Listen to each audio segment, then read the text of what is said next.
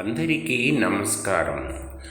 భగవద్గీత 2వ అధ్యాయం సాంఖ్యయోగం వినిపిస్తున్నవారు బాలసుబ్రహ్మణ్యం, కలవలపల్లి. వసుదేవసుతం దేవం కంసచాణూరమర్దనం దేవకీ పరమానందం కృష్ణం వందే జగద్గురుం. ఆత్మ వేరు, శరీరం వేరు. ఆత్మ నిత్యమైనది, దేహం అనిత్యమైనది. యుద్ధము మొదలైన పనులు శాస్త్రవిహితమైన కర్మలు. ఫలితం ఎలా ఉన్నా దాన్ని గురించి పట్టించుకోకుండా ఈ కర్మలు చేయడం ప్రతి ఒక్కరి విధి. అంతేకాదు, ఆత్మప్రాప్తికి కూడా ఈ కర్మలు సాధనాలు. కానీ ఈ విషయం తెలియలేదు అర్జునునికి. దేహమే ఆత్మ అన్న భ్రాంతితో ఉన్నాడు. యుద్ధం చేయడం, తన వారినందరినీ చంపడం పాపమని భ్రమపడ్డాడు. మోహంలో మునిగిపోయాడు. బంధుమిత్రులను చేతులారా చంపవలసి వచ్చింది కదా అని దుఃఖాక్రాంతుడైనాడు.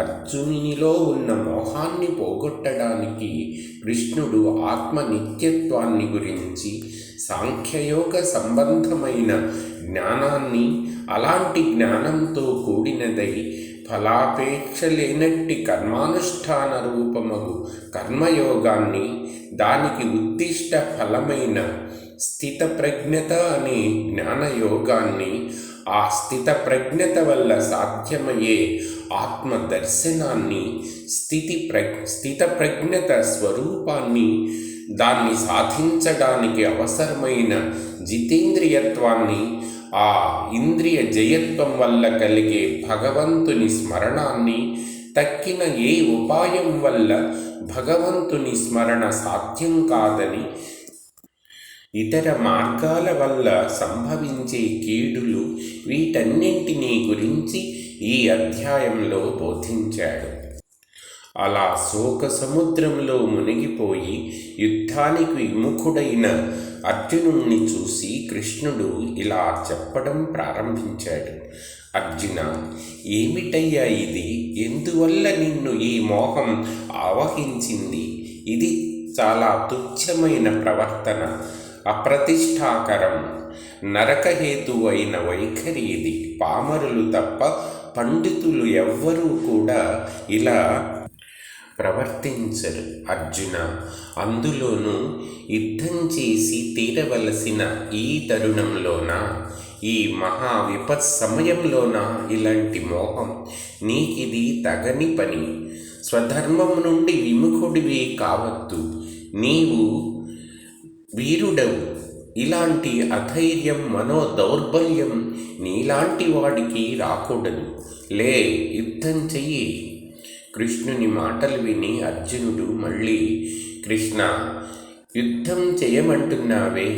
పెద్దలు, గురువులు, పూజ్యులు అయిన భీష్ముడి మీద, ద్రోణుని మీద నేను ఎలా బాణం వేసేది? మహానుభావులైన ఈ పెద్దలను చంపడం కన్నా లోకంలో బిచ్చమెత్తుకొని బతకడం మంచిది కదా. నిజమే, పొట్ట కోసం దుర్యోధనుని పంచన పడి ఉన్న కారణంగా వీరు అతని పక్షాన మన మీదికి యుద్ధానికి వచ్చారు. అయినా సరే ఇలాంటి పూజ్యులను చంపలేను. ఆ నెత్తుటి కూడు తినను లేను. నా వల్ల కాదు. అంతేకాదు కృష్ణ, యుద్ధంలో ఎవరికో ఒకరికి జయం కలుగుతుంది. ఒకరే జీవించి ఉంటారు. జయాపజయాలు ఎలా ఉంటాయో మనకు తెలియదు. మనం వారిని జయించాలో లేక వారే మనలను జయించాలో, ఈ రెంటిలో ఏది ఉత్తమమైనదో కూడా మనకు అవగతం కావటం లేదు. ఎందుచేతనంటావా?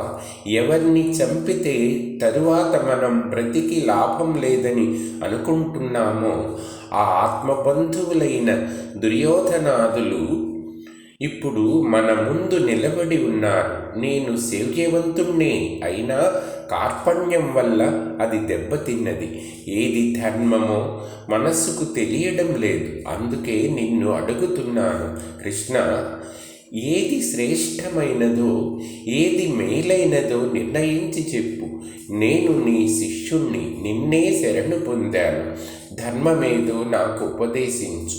ఈ భూమి మీద నిష్కంటకమై సకల సంపదలతో కూడిన రాజ్యం నాకు వచ్చినా సరే, దేవేంద్ర పదవి లభించినా సరే, భీష్మాదులను చేతులారా చంపాను కదా అన్న దుఃఖం తీరేటట్లు లేదు. అవయవాలన్నింటినీ దహించి వేస్తున్న ఈ దుఃఖం తీరే మార్గం కనిపించడం లేదు అని చెప్పి యుద్ధం చేయనని ఊరుకున్నాడు. ఏది చెయ్యాలో ఏది చెయ్యకూడదో తెలియని సంకట పరిస్థితి అర్జునునిది. కొంచెమైనా సరే ధన నష్టం సంభవిస్తే ఎవడు సహించలేడో వాడే కృపణుడు. వాడు ఆత్మజ్ఞానం లేనివాడు అన్నమాట. కృపణత్వం వల్లనే వీరు నావారు, వీరు చస్తే ఇక నా బ్రతికెందుకు అన్న మమకారం కలుగుతుంది. శౌర్యం, ధైర్యం అన్నీ నశించి మనోదీనత్వం ఏర్పడుతుంది. ఇప్పుడు అర్జునునికి అదే సంభవించింది. కనుకనే యుద్ధం చేయడానికి ఇష్టపడలేదు. దేహం వేరు, ఆత్మ వేరు అని కానీ, ఈ రెంటి యథార్థ స్వరూపం కానీ, వీటి పరస్పర భేదం కానీ తెలియక అర్జునుడు శోక సంతప్త హృదయుడైనాడు. అయితే ఈ విషయాలన్నీ తెలిసిన వాడిలా ధర్మాలను గురించి మాట్లాడాడు. అంటే అర్జునుని మనోభావాలే పరస్పర విరుద్ధంగా ఉన్నాయి. ఇరుపక్షాల వారు యుద్ధ సన్నద్ధులై ఉన్న సమయంలో హఠాత్తుగా అర్జునుడు యుద్ధం చేయనని చెప్పి దుఃఖాక్రాంతుడు కావడం చూసి కృష్ణుడు అతని అజ్ఞానానికి నవ్వుకున్నాడు. అతనిని ఆవహించిన మోహాన్ని మొదట పోగొట్టాలి అనుకున్నాడు. ఆత్మ అనేది నశించేది కాదు, అది నిత్యమైనది, సత్యమైనది. సాంఖ్యయోగాన్ని బట్టి తర్కించిన ఈ విషయమే స్పష్టమవుతుంది. అందువల్ల అర్జునుని అజ్ఞానాన్ని తొలగించడానికి కృష్ణుడు సాంఖ్యయోగాన్ని గురించి ఇలా చెప్పడం ప్రారంభించాడు.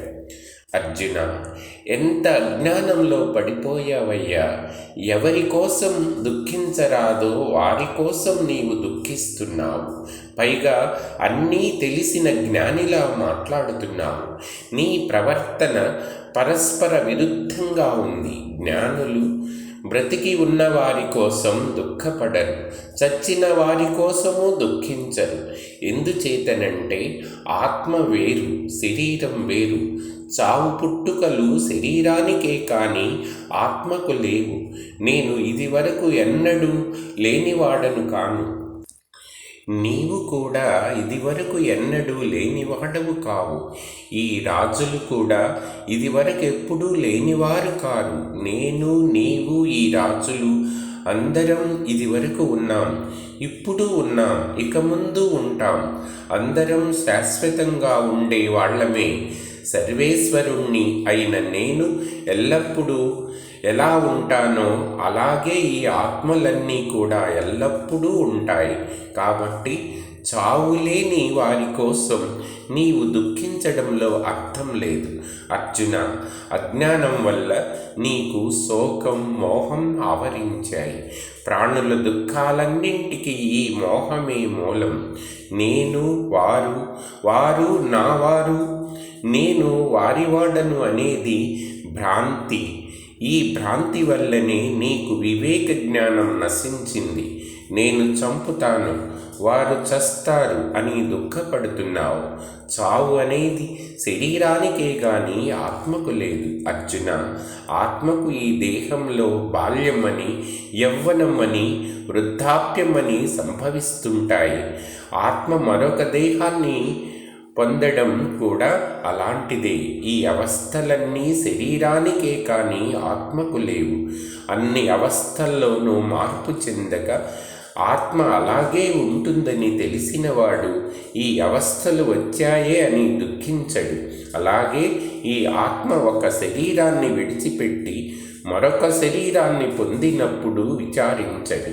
ఆత్మ స్థిరమైనది అన్న జ్ఞానం కలవాడు కావడం వల్ల అతను ఇలాంటి భ్రాంతికి లోను కాడు. అర్జున, భూమి, నీరు, తేజస్సు, వాయువు, ఆకాశం ఇవి పంచభూతాలు. వీటిని ఆశ్రయించి ఉండేవి శబ్ద, స్పర్శ, రూప, రస, గంధాలు అనే విషయాలు తన్మాత్రములచే కలిగినవి కాబట్టి వీటిని మాత్రలు అని అంటారు. తన్మాత్రలంటే భూతాల సూక్ష్మ అవస్థలు, మాత్రల స్పర్శములు,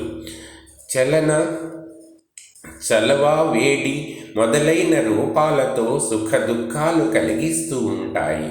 వాటికి ఇంద్రియాలతో గల సంబంధాలను మాత్రా స్పర్శలని అంటారు. కాబట్టి శబ్దాది విషయాలలో ఇంద్రియాలు సంబంధించినప్పుడు చలువ, వేడి మొదలైన సుఖ దుఃఖాలు కలుగుతూ ఉండడం సహజం. ఇవి వస్తూ పోతూ ఉంటాయి, స్థిరంగా ఉండవు. బంధానికి కారణాలైన కర్మలు పోగానే ఇవి పోతాయి. కర్మలు పూర్తి అయ్యే వరకు వీటిపై ధైర్యంగా సహించవలసిందే, తప్పదు. అర్జున, మోక్షం అనేది ఎవడికి అనుకుంటున్నావు? ఈ సుఖ దుఃఖాలను సమానంగా పంచుకుంటూ వివేకంతో వీటికి వశం కాకుండా ఉండే వాడికే మోక్షం, వాడికే అమృతత్వం. శరీరం నశించేదే కాబట్టి అసత్తు, జీవాత్మ నశించదు కాబట్టి సత్తు. శరీరం నశించేది కాబట్టి అసత్తు, జీవాత్మ నశించదు కాబట్టి సత్తు. అసత్తు సత్తు కాదు, సత్తు అసత్తు కాదు. శరీరానికి ఆత్మకు గల ఈ భేదం తత్వజ్ఞులకే తెలుస్తుంది. ఆత్మ చేతనమైనది, ప్రపంచం అచేతనమైనది. ఈ ఆత్మ తనకు వ్యతిరిక్తమై ఈ ప్రపంచం అంతటా నిండి ఉంది. నాశనం లేని ఈ ఆత్మను నశింపచేయడం ఎవరికీ సాధ్యం కాదు. ఇట్టి పదార్థానికి శక్యం కాదు. నాశనం లేని ఆత్మ నిత్యమైనది, సత్యమైనది, ప్రత్యక్షాది ప్రమాణాలచే తెలియదగినది. ఆత్మ ధరించిన శరీరాలు మాత్రం నశిస్తున్నాయి. నాశనం కలిగించే ఆయుధం నీరు, నిప్పు, గాలి మొదలైనవి తమచే నశింపచేయబడే వస్తువులలో వ్యాపించి వాటికి నాశనం కలిగిస్తున్నాయి. ఇలా వ్యాపించి నాశనం చేసేవి సూక్ష్మాలు, వాటిచే వ్యాప్తములై నశించేవి వాటికన్నా స్థూలాలు. అంటే సూక్ష్మం స్థూలంలో వ్యాపించి నాశనం కలిగిస్తుంది, స్థూలం సూక్ష్మంలో వ్యాపించి నాశనం చేయలేదు. ఆత్మతత్వం తక్కిన వాటన్నింటిలో వ్యాపించేది కనుకనే వాటన్నిటికన్నా మిక్కిలి సూక్ష్మమై ఉంటుంది. తక్కినవన్నీ దాని చేత వ్యాప్తమయ్యేవి కాబట్టి దానికన్నా స్థూలమై ఉంటాయి. స్థూలం ఎప్పుడూ సూక్ష్మాన్ని నాశనం చేయలేదు. ఈ దేహాలన్నీ కర్మవశాన పుడుతున్నాయి. తన పూర్వకర్మ ఫలం అనుభవించడానికే ఆత్మ ఈ శరీరంతో సంబంధం పొందుతుంది.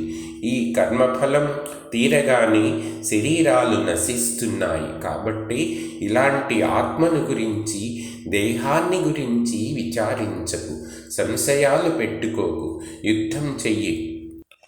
అర్జున, మరొక విషయం విను. ఈ ఆత్మను చంపుతున్నానని అనుకునేవాడు, ఈ ఆత్మ చంపబడుతున్నది అనుకునేవాడు, వీరిద్దరూ కూడా తెలియని వారే. ఎందుచేతనంటే ఆత్మ చంపేది కాదు, చంపబడేది కాదు. అంటే అది కర్త కాదు, కర్మ కాదు, ఏ వికారాలు లేని పరబ్రహ్మం అది. చావు పుట్టుకలు అచేతనమైన దేహానికే కానీ ఆత్మకు లేవు. నిత్యమైన ఆత్మకు ఎలాంటి పరిణామాలు ఉండవు. ఆత్మ ఒకప్పుడు పుట్టదు, ఒకప్పుడు చావదు, ఒకప్పుడు ఉండేది, ఒకప్పుడు ఉండనిది కాదు. ఇంతకు మునుపు లేనిది తరువాత వచ్చింది కాదు. ఎందుచేతనంటే ఆత్మ ఎల్లప్పుడూ ఉండేది, చావు పుట్టుకలు లేనిది, అనాది అయినది. శరీరం నశించిన ఆత్మ నశించదు. ఈ విషయం తెలుసుకున్న మానవుడు ఒకరిని ఎలా చంపుతాడు, ఒకరి చేత ఎలా చంపబడతాడు? అలాంటి వాడికి తాను ఇతరులను చంపటం, ఇతరుల చేత తాను చంపబడడం ఈ రెండు అసంభవమే కదా. నిత్యమైన ఆత్మస్వరూపం తెలిసినవాడు ఒక శరీరాన్ని నాశనం చేస్తూ ఆత్మను నాశనం చేస్తున్నానని ఎలా అనుకుంటాడయ్యా? తరువాతి అంశాలు ఇంకొక వీడియోలో చెప్పుకుందాం. ధన్యవాదాలు.